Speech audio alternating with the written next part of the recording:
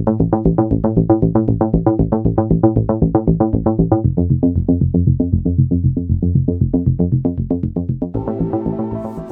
Friday evening, everyone. It's 21 News Chief Meteorologist Eric Wilhelm here. It's the video we call Weather for Weather Geeks. No shortage of things to talk about as we head into the first weekend of December.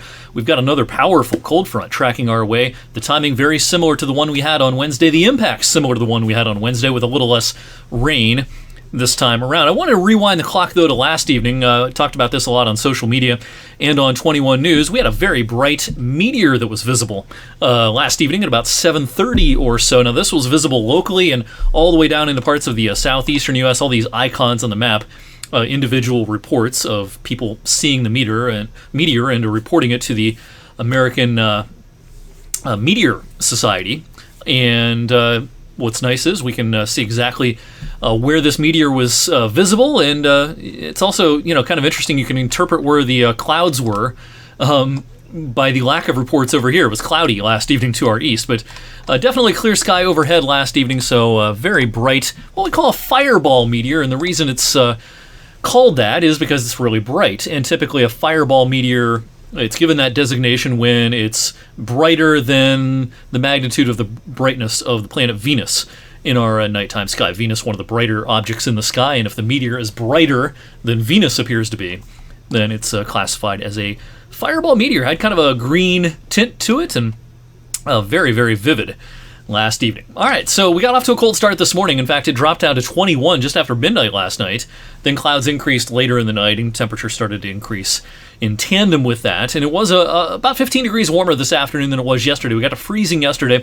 47 was the daytime high for today. And temperatures won't drop much tonight, generally kind of holding steady or even rising a few degrees as we head through the overnight. I could draw a warm front on the map, kind of like this.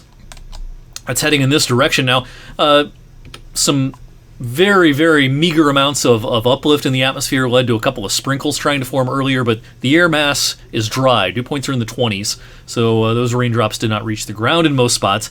More legitimate raindrops will certainly head our way as we head through the overnight tonight. Powerful cold front tracking our way. Not hard to find it on the map this evening. It's 49 in Des Moines and 23 in Sioux City. It goes down to 4 in Bismarck. It's not going to get that cold around here, but that kind of illustrates how sharp this front is, and big temperature drop is heading our way tomorrow. In the meantime, as we head towards 2-3 in the morning, I think it'll rain in a good chunk of the area.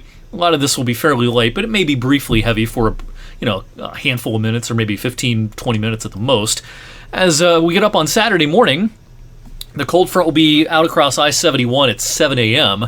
Maybe there's a shower around, but the better chance for wet weather will come around mid-morning.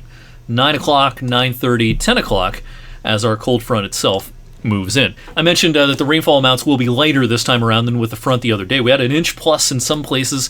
With Wednesday's front, I expect amounts generally a half an inch or less over the next 24 hours with our front tomorrow morning. But this will be a wind producer, that is for sure, rivaling some of the wind gusts we had a couple of days ago back on Wednesday.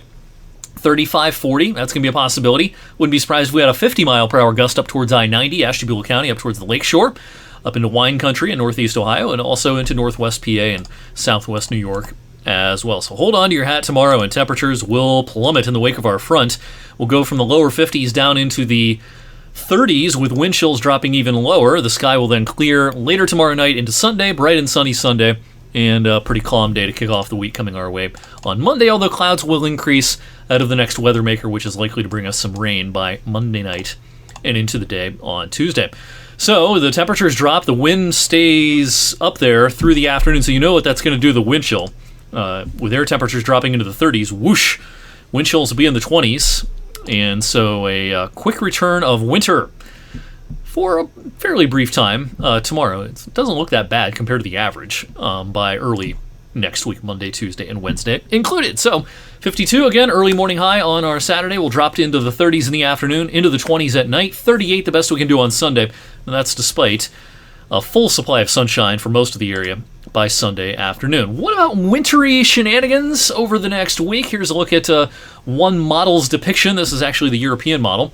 Its depiction of snowfall through next Friday afternoon. Not much across areas south of the U.S.-Canada border.